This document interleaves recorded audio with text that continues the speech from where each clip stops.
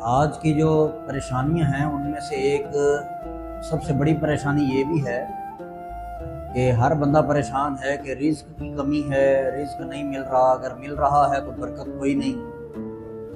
اور دوسری جو بڑی ٹینشن ہے وہ لوگوں کے لیے یہ ہے کہ ان کو اللہ نے اولاد نہیں دی۔ جن کو اولاد نہیں دی، جن کے رزق میں کمی ہے، رزق نہیں ملا جتنا وہ چاہتے ہیں، تو اس کا طریقہ کیا ہے؟ وہ اللہ مہربان نے قرآن حکیم میں ایک راز عطا فرمایا۔ یہ سورۃ نوح ہے، 71 نمبر سورہ ہے یہ، اور اس کی 10، 11 اور 12 نمبر آیات ہیں۔ اللہ کریم نے فرمایا فَقُلْتُ اسْتَغْفِرُوا رَبَّكُمْ إِنَّهُ كَانَ غَفَّارًا، فرمایا کہ تم لوگ استغفار کرو تو پھر کیا ہوگا کہ میں تمہیں بخش دوں گا۔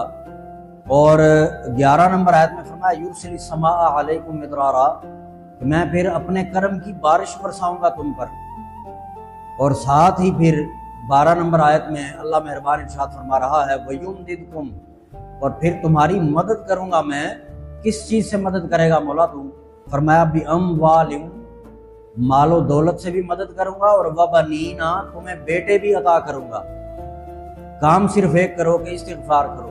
جو تم گناہ کرتے ہو، لغزشیں کرتے ہو، جتنے بھی صغائر کبائر ہیں، اللہ مہربان سے صلح کرو۔